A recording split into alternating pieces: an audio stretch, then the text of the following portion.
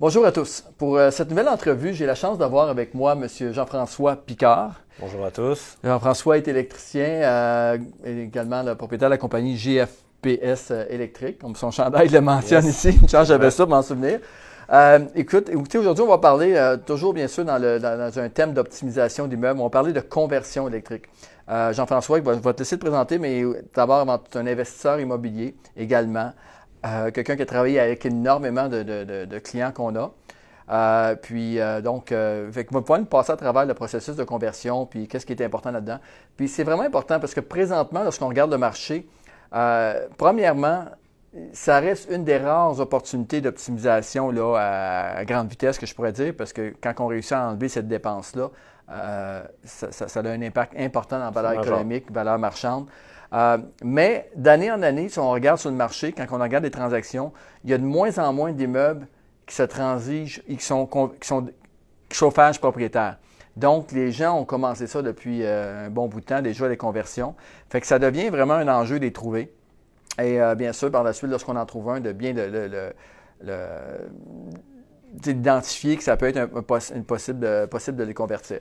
Donc, Jean-François, en quelques minutes, peut-être te présenter. Yes, bonjour Patrice, bonjour tout le monde. Merci Patrice de me donner la chance de faire une petite capsule comme ça avec vous sur l'électricité, la conversion. Super intéressant pour les gens qui ont des immeubles. Moi, je suis investisseur immobilier depuis 3 ans. Je suis entrepreneur général depuis une dizaine d'années.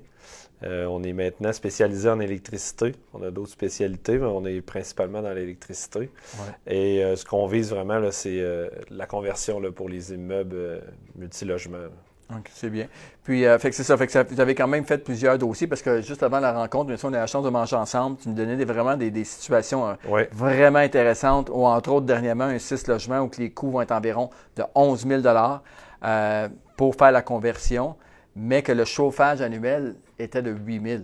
C'est ça. C'est sûr qu'il y avait certains paramètres qui étaient plus faciles que d'autres projets par rapport, il y avait déjà l'entrée électrique qui était bien. Mais avant de commencer en détail là-dedans, premièrement, pourquoi faire une conversion? Qu'est-ce qui est intéressant? Puis quand on regarde un immeuble, c'est quoi les premières choses à regarder? Bien, c'est sûr que, pourquoi faire la conversion? Du côté propriétaire, le plus important, le facteur le plus important, c'est la valeur économique.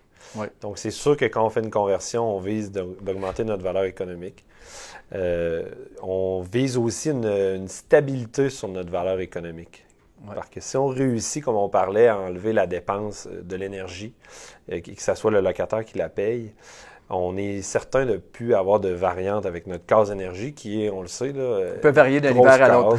Peut varier d'un hiver à l'autre. Puis, il y a beaucoup de variations dans le prix aussi, là, autant dans le gaz naturel, mais encore plus dans le mazout. On a des grosses variantes, puis souvent, plus il fait froid, plus il est cher. Là. Souvent, on va dire, oui, mais le chauffage est déjà inclus dans le loyer. Tu sais, on va louer les logements plus chers. Oui, mais oui puis non. Parce que lorsqu'on regarde le pourcentage de dépenses sur les revenus bruts, qui est d'ailleurs un ratio de potentiel hyper important, c'est-à-dire que vous prenez toutes les dépenses harmonisées SCHL et vous allez chercher c'est quoi que ça représente au niveau du revenu brut de l'immeuble. Et lorsqu'on regarde un chauffage locataire, habituellement, un immeuble va être opéré à environ 35, 37 %. OK? Et lorsque c'est un chauffage propriétaire, malgré que les revenus, que les loyers sont plus élevés, OK, on est quand même opéré à 45, 44, 45, 46, 47 % selon les régions. Donc, on a quand même pas loin d'un 10 points d'écart entre. Puis pourtant, c'est supposé être inclus les loyers, le montant de loyer. Fait qu'on, c'est pas vrai qu'on va louer vraiment le même montant que ça va nous coûter. Non, absolument. Puis il y a une variante, donc ça va être dur de faire payer la variante au locataire là, dans l'année plus froide, dans l'année où l'huile a monté. On est mieux de rendre ça au locataire. C'est ça. Là, tu parles d'huile, mais bien sûr, souvent, on va parler d'huile. Ça, c'est le cas extrême au niveau des coûts. Fait qu'on peut rentrer là-dessus. Il y en a de moins en moins qui sont chauffés à l'huile sur le marché. 80 % des dossiers qu'on va avoir, ou même plus 90 % des dossiers qu'on va rencontrer, ça va être du chauffage propriétaire au gaz. Okay? Et là, maintenant, exemple, quand un investisseur arrive et il voit un projet chauffé propriétaire, là, encore là, dans notre rapport de marché, vous allez avoir des bonnes informations, c'est que habituellement, le coût de chauffage annuel est d'environ 800 $ par logement, si on fait une moyenne. Okay? encore là, par des 4,5, 3,5, 2,5, tout peut varier. Mais mettons qu'on met une moyenne de 800 $ par logement que ça coûte. Ouais. Et là, on tombe sur un immeuble où on est à 1 000 $ par logement. Déjà là, on a un drapeau qui fait signe. Regarde, il y a peut-être un problème là au niveau de l'opération. Maintenant, c'est quoi qu'il faut regarder en tant que propriétaire? Puis souvent aussi, il y a des immeubles qui ont été convertis déjà, à des fournaises haute efficacité, mais au gaz. Absolument. Donc, pour toi, qu'est-ce qui est important quand tu regardes un immeuble? Bien, c'est sûr qu'il va falloir regarder le marché aux alentours. Si on a une nouvelle fournaise haute efficacité, ça vaut quand même la peine de faire la conversion vers l'électricité parce qu'on va se ramasser dans notre dépense vraiment d'énergie à zéro, un coup le processus complètement terminé. Donc, c'est sûr que des fois, on se dit, bon, on vient d'investir ou l'ancien propriétaire vient d'investir dans une nouvelle fournaise haute efficacité. Ça va bien, mais il y a quand même un gros avantage à moyen terme, mais encore plus à long terme là, de virer vers l'électricité. Parce que là, le gaz naturel, bon, c'est des dépenses. Avec l'haute efficacité, c'est quand même acceptable, mais on ne sait pas ce qui s'en vient dans le futur. C'est nous qui va être impacté. Là. Exactement. Puis c'est quoi les étapes à vérifier pour savoir si c'est un projet qui est viable à la conversion électrique? C'est sûr que là, c'est une question de vérifier, bon, à quel niveau sont nos prix de loyer par rapport au prix du marché. Ouais. Quel est l'état de nos loyers en termes d'isolation un peu. Au niveau physique, l'immeuble, c'est ça. Donc, c'est sûr que si on veut virer ça à l'électricité, il faut que ça s'y porte. Ça s'y porte toujours. Des fois, il y a des petites améliorations à faire au niveau de l'isolant, mais il faut vraiment s'assurer que le marché va le supporter. Donc, si le marché ne le supporte pas, dans le prix des loyers, bien, on peut quand même réussir à le faire en donnant des incitatifs aux locataires pour accepter la facture. Là. Okay. Il y a moyen de le faire quand même, puis on pense que c'est mieux comme ça parce que le prix du gaz ne va que monter et ça va rester toujours une charge à nous et une dépense qui est très variable, qui fait bouger beaucoup la valeur de notre immeuble. C'est quoi les facteurs qui peuvent faire varier les coûts d'une conversion à l'électricité? Du gaz à l'électricité ou de l'huile à l'électricité? C'est sûr que l'entrée électrique actuelle, l'entrée électrique est une bonne dépense. Ouais. Quand on rentre dans les appartements, on est capable au pied carré de sortir quand même un prix assez rapidement, tout dépendant de ce que le client veut, si on met des convecteurs avec thermostat électronique au mur ou intégré, si on met des plaintes. Souvent, le gros morceau, c'est la chambre mécanique, oui. La chambre électrique. Donc, il y a l'entrée principale. C'est ça. Donc là, il faut vérifier qu'est-ce qu'Hydro avait mis à l'origine.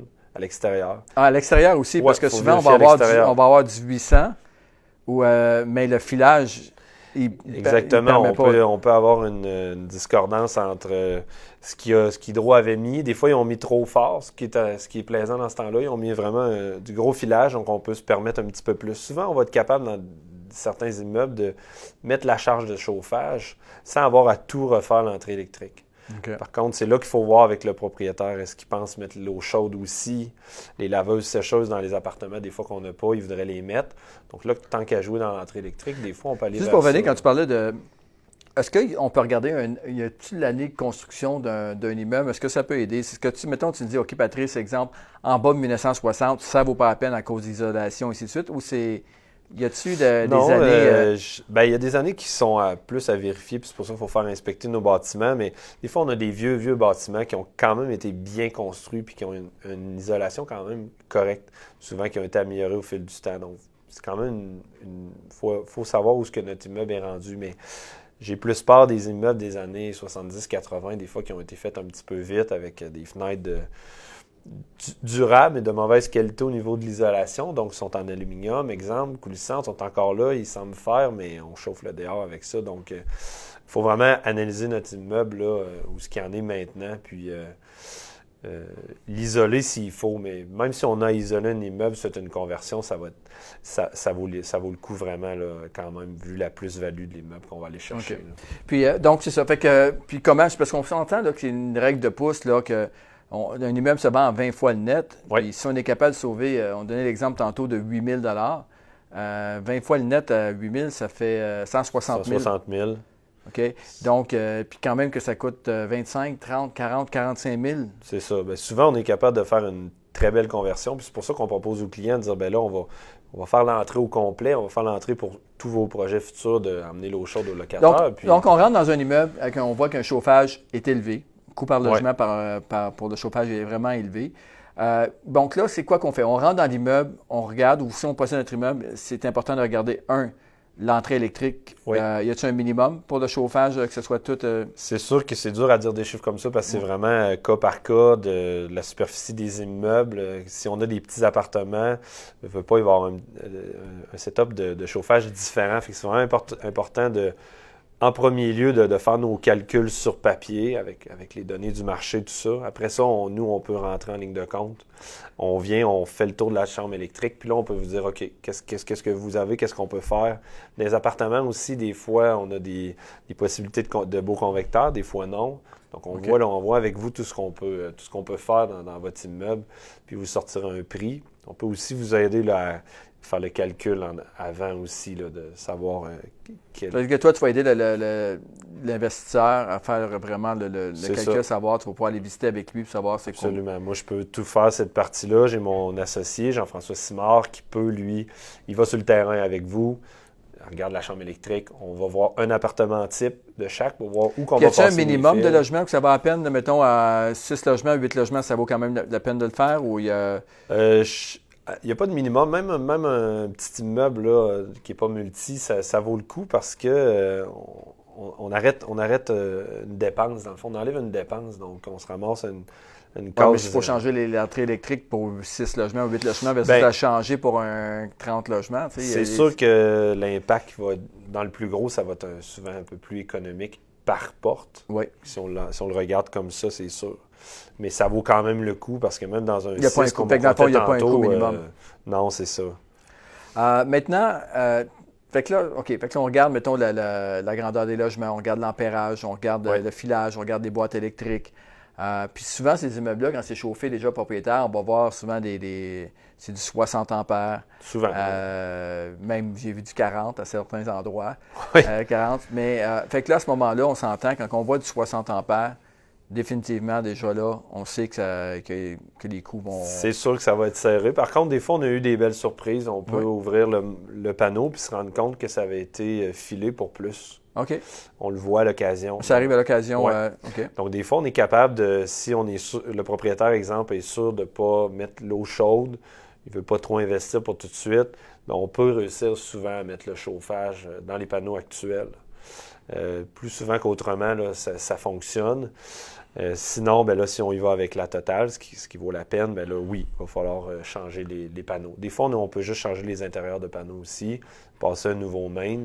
C'est pas des travaux qui sont si complexes à faire. Parfait. Pour un immeuble en béton, un immeuble en structure de briques et bois, est-ce qu'il y a une grosse différence? Bien, souvent, les gens vont penser que c'est plus compliqué, mais quand on a, exemple, un immeuble en béton, bien, le passage des fils a été pensé lors de la construction. Donc, souvent, on a l'espace, on a de la tubulure, on a vraiment des espaces. Tandis que des immeubles en structure de béton, le fil a été serpenté dans le bois. Des fois, ça, c'est un petit peu plus compliqué. Mais c'est sûr qu'il faut être créatif dans où est-ce qu'on passe nos fils. Est-ce qu'on peut avoir une règle du pouce pour combien ça coûte de convertir par logement? C'est dur de sortir un prix. Mais vas-y à peu près. Est-ce que, si, mettons, qu'il faut faire l'entrée principale ou s'il ne faut pas faire l'entrée principale. Mettons qu'on a l'entrée principale qui est correcte. Bien, c'est sûr que si on va dans les plus petits scénarios, où vraiment on fait juste vraiment convertir les appartements, un peu de filage, changer quelques mains, je te dirais qu'au plus bas, dans le meilleur des scénarios, on va peut-être tourner aux alentours de 2000, 2500 à la porte. C'est sûr que ça dépend des grandeurs d'appartements. Souvent, ça donne une moyenne, mais au travers de ça, on a des 1,5, des 5,5. C'est sûr que le 1,5 est vraiment pas cher. Oui. Il y a 3 plaintes de chauffage. Fait que le règle du pouce de 1500, encore là, je sais que là, tu t'engages à rien, c'est tout à vérifier. Ça va jusqu'à 5000, mettons. Ça peut aller jusqu'à 5000. Dans des gros appartements où il faut refaire le panneau, refaire le main, refaire l'entrée. Donc, 5, c'est vraiment dans les situations, je te dirais, les plus complexes où il faut complètement refaire. Mais si on prend un 24 logements, là, ou que la moyenne est à 1 000 par mois, ça fait quand même 24 par année. Oui. Fait que 24, mettons que c'est dans le worst la pire situation, 24 fois 5 000. Encore là, à 24, les coûts vont descendre un peu. Ou 24 fois 4. 24, normalement, même un 24 compliqué, on va arriver plus aux alentours de 3005 dans ces eaux-là. Mais... Bien, mettons qu'on arrive à 4. OK? Mettons. Mais à 4 000, fait qu'on arrive quand même à 24 fois 4, on arrive pas loin de 100 000.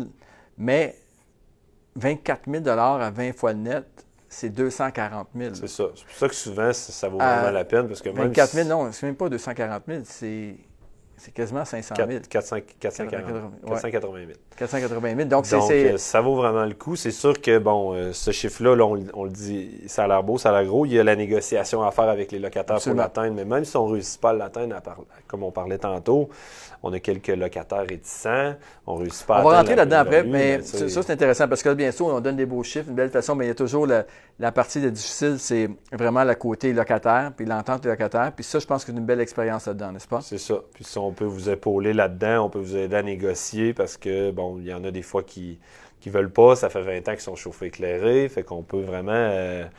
on a des trucs, on a des moyens de les convaincre aussi qui sont super avantageux parce que c'est important que le locataire soit gagnant dans la situation aussi. C'est ce qu'on veut. C'est notre client. On veut qu'il reste. On veut qu'il soit bien. On veut qu'il puisse continuer à payer son appartement. Parce que si ta mission première, c'est d'améliorer la qualité de vie des locataires. Ça va fonctionner. Exactement. Fait que c'est juste monétaire. Il faut vraiment le démontrer comme quoi qu'on va améliorer. C'est monétaire, puis ça, on s'en cache pas devant le locataire, mais ça va être monétaire pour lui aussi. Il va y avoir une économie globale pour lui aussi là, dans la négociation, ça c'est sûr. OK, parce qu'on va lui donner des incentives, c'est-à-dire des petits avantages pour lui. Il y a toutes sortes de choses qu'on peut inclure en même temps, l'Internet. Absolument. Ça, c'est un truc numéro 1 qu'on essaie de faire, là, surtout dans un marché où c'est tout chauffé, éclairé autour. Bien, là, nous, oui, on va charger l'énergie, mais on va offrir l'Internet. Donc, l'économie juste avec l'Internet, l'économie pour le locataire va être supérieure à ce qu'il va payer, souvent du double, ce qu'il va payer 10 € pour son chauffage. Donc, ils vont être attirés de venir chez nous avec l'Internet illimité, exemple, en plus, bien, on sait que c'est recherché beaucoup. Donc, Fait que là, mettons, tu arrives dans une situation où tu as un immeuble qui est chauffé propriétaire. Oui. Et là, souvent, les gens, ce qu'ils vont faire, c'est qu'ils vont faire une conversion du chauffage électrique, mais ils vont garder l'eau chaude propriétaire. On voit ça.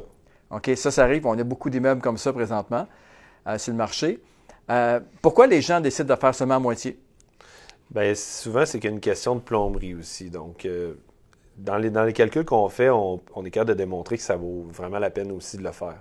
Sauf que souvent, quand les tanks à eau chaude sont en bas, puis souvent, ça va être rafistolé. On a 20 logements avec 10-12 tanks, des grosses, mais donc, il faut repasser un fil souvent du panneau électrique du locataire à aller jusqu'au sous-sol, mais il faut aussi souvent refaire la plomberie. C'est souvent ça qui freine les gens. L'électricité, c'est pas si complexe. La plomberie, des fois, là, un petit peu plus. Fait que c'est côté plomberie là, qui... C'est ça. Oui. Quand on est capable, peu importe la grosseur d'appartement, quand on est capable d'emmener la tank dans l'appartement, là, on simplifie l'électricité, on simplifie la plomberie. Puis, le locataire n'a pas besoin d'avoir une 60 gallons pour OK. Fait que c'est souvent, c'est ça, tu as vraiment touché un bon point, c'est qu'il faut être capable d'emmener la réservoir d'eau chaude dans le logement. Et trouver une place. Parce que c'est ça.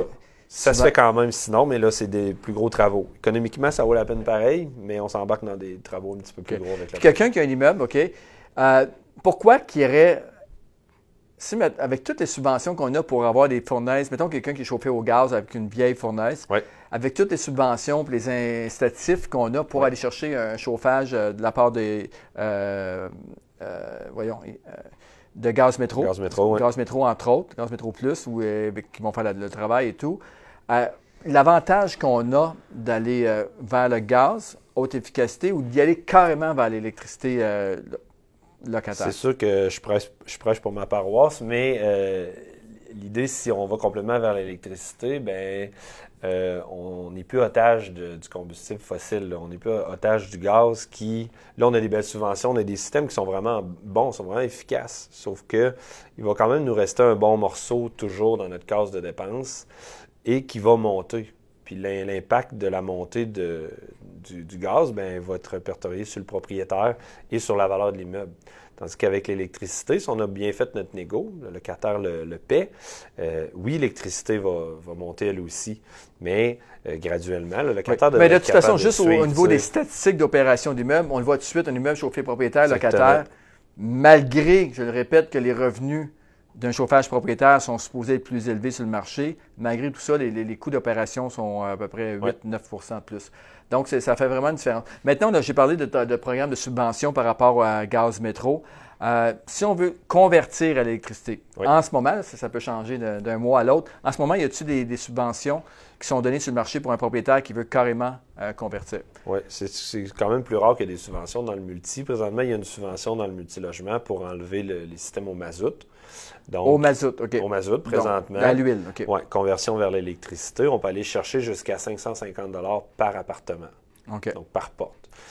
Donc, c'est quand même une bonne économie. Absolument, parce qu'on garde, si on fait la règle du pouce de 2500. C'est ça, donc on peut vraiment aller chercher de quoi d'intéressant. Il y a tout le temps d'autres programmes qui arrivent. Des fois, il y a des programmes sur... Certaines municipalités ont des programmes pour enlever les tanks à l'huile enterrée. Il va y avoir des aides aussi là-dessus, environnementales. Quelqu'un qui a fait le travail, qui nous écoute présentement, là, puis que lui, là, il y a 2 ans, là, il a changé complètement son système avec une fournaise haute efficacité. Puis qui est passé d'une facture de 1 000 $ par logement en moyenne à 750, exemple, 800. OK? Parce que c'est vraiment les coûts. C'est ça. Quand même, là, c'est à peu près 20-25 juste de changer avec une fournaise haute efficacité. Cette personne qui a investi ou qui était subventionnée en bonne partie aussi pour faire le travail, mais quand même qui a investi de l'argent pour tout ça, est-ce que ça vaut la peine 2 ans après d'y aller carrément électrique? Est-ce que tu es capable de démontrer mathématiquement avec une étude comme quoi que ça va à peine de l'électricité? Absolument. Ça va être rentable à la première année.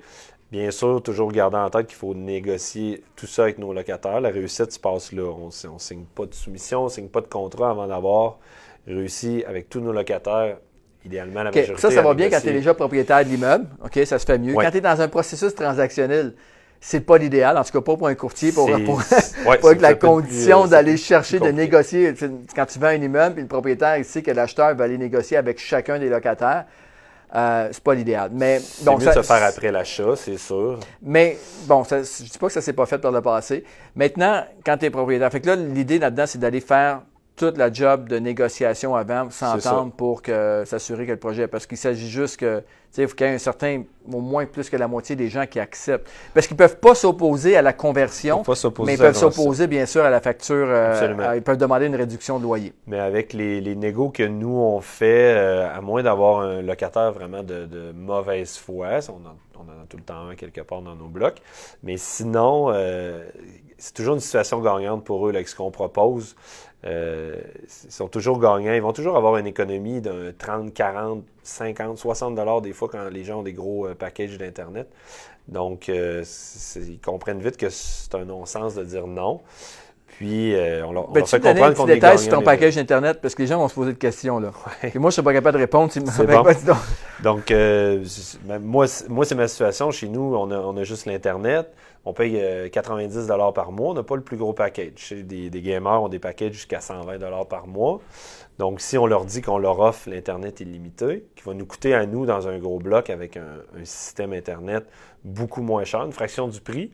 Donc, lui, on vient de faire économiser on va y aller avec un chiffre raisonnable, un 80 $. Puis, on lui demande de payer son chauffage, qui est aux alentours de 30, 40, 50 $. Il fait faire une économie, puis on lui donne un service qui a pu à s'occuper. Mais sans assumer le coût. Ce serait bon de refiler, parce qu'on peut avoir une économie avec cause qu'on a plusieurs locataires, OK, qui vont utiliser. Donc, mais c'est quand même eux qui vont payer la facture. Bien, là, ça fait partie de la négo. Donc, okay. on va toujours offrir un bon... si on a un locataire réticent, on va peut-être plus y aller dans la facilité puis y donner gratuitement. Les nouveaux locataires, on peut leur offrir à rabais parce que c'est super intéressant pour eux. On peut leur offrir au coûtant aussi. Donc, nous, on se ramasse avec une charge zéro puis eux économisent beaucoup. Il y a toujours la façon de moyenner en argent aussi, direct. Des fois, ça... montant 2 000 $, 3 000 $. Parce que, tu sais, c'est que l'économie, c'est-à-dire la création de valeur puis l'argent impliqué dans une conversion où qu'on a 20 000 ou 25 000 ou même juste 10 000 $ annuels, elle est énorme. C'est énorme. Fait quand même, ça nous coûte 2 000 $ ou 3 000 $ par locataire pour acheter la paix. Puis si le locataire, lui, il est vraiment excité par le 3 000 à court terme, ben écoute, on va peut-être pas en arriver là, il y a d'autres étapes à en arriver là. C'est mieux d'y aller vers le durable, mais souvent, c'est des techniques qui vont marcher quand on veut exécuter rapidement. Fait que toi, tu pourrais dire, en mangeant ensemble, tu expliquais que 90 % des gens vont accepter. C'est rare qu'il y ait toujours quelques... C'est sûr, puis tu sais, on peut en discuter. Il y en a qui sont allumés sur les chiffres, puis ils comprennent là, que nous aussi, on va faire un gain avec ça. Si tout le monde fait un gain dans la transaction, c'est assez rare qu'on ait eu. Quand on a été dans des négociations comme ça, les gens acceptent parce qu'ils sont vraiment gagnants. Good.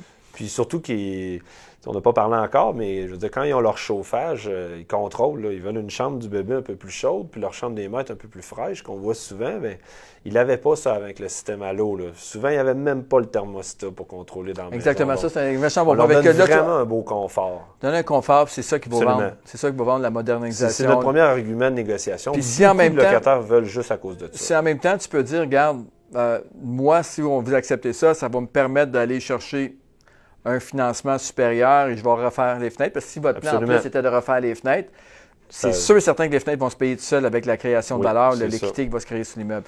Donc ça peut dire au locataire, oui, mais là, je vais améliorer aussi mes fenêtres, parce que le locataire que tu négocies avec, puis est obligé de mettre un plastique pendant l'hiver, là, c'est un peu plus difficile. Mais si en plus, tu améliores tout le confort de l'enveloppe de l'immeuble, ça peut être un avantage. Ça donne de la belle liquidité pour, après ça, y offrir, si on a un locataire qui voulait faire face à sa salle de bain, qui était prêt à payer pour le montant que ça vaut, mais là, on est en refinancement, on peut exécuter les travaux, fait qu'on va avoir une belle rétention de clientèle en faisant ça aussi. On peut maintenant leur créer un meilleur environnement, les gâter un peu aussi, fait que tout le monde est gagnant là-dedans. Là. Ah, c'est excellent. Écoute, Jean-François, merci beaucoup. On arrive déjà à quasiment 25 minutes. Très apprécié. Vraiment, pour ceux qui ne connaissent pas Jean-François, il est de Québec, il travaille dans les régions de Montréal aussi. OK? Ils font des travaux à Montréal, dans la région de Montréal et à Québec, bien sûr. Donc, je vais laisser les coordonnées de Jean-François pour qu'il puisse les communiquer avec lui. Je vous invite fortement à aller peut-être en profondeur. Vous avez des projets présentement. Parce que, bien sûr, selon moi, la conversion présentement est vraiment l'outil ultime d'optimisation sur le marché. C'est bien sûr pas fait pour tous les immeubles. Donc, important. Aussi, on n'a pas parlé, mais vous pouvez poser aussi des questions à Jean-François par rapport à des fois, c'est juste de changer les panneaux électriques qui sont à fusible et d'échanger vers des panneaux électriques une belle prise de valeur à disjoncteur, au breaker, comme on dit. Oui. Et là, déjà là, au niveau de l'assurance, il y a des coûts énormes qu'on peut changer tout de suite. Grosse économie, donc automatiquement une belle prise de valeur de l'immeuble. On peut parler peut-être de 400 $ le panneau, peut-être. C'est ça, maximum. Sauf que les coûts d'assurance diminuent. Souvent, les assurances vont l'exiger. Fait que c'est mieux de les approcher au départ. C'est ça, on y va en avant, puis on magasine nos assurances, on va chercher une belle économie. À l'intérieur de 2 à 3 ans, on va rembourser les travaux. Et instantanément, on va avoir une plus-value de souvent 10 fois la valeur du coût des travaux. C'est assez majeur. Juste pour le niveau de l'assurance. C'est ça, exactement. Donc, merci à tous. Encore une fois, si vous avez apprécié l'entrevue, n'hésitez pas à partager. C'est vraiment très, très apprécié quand vous le faites, de taguer une personne qui pourrait être aussi intéressée par le contenu. Puis bien sûr, d'encourager Jean-François dans sa business. Et bien sûr, la note aussi, si vous désirez vendre, acheter, financer des immeubles, ça va nous faire plaisir, après que le travail de conversion soit fait, de soit les mettre sur le marché, ou bien sûr, encore mieux que ça, les financer. Donc, passez une belle journée. Merci à tous. Merci à tous.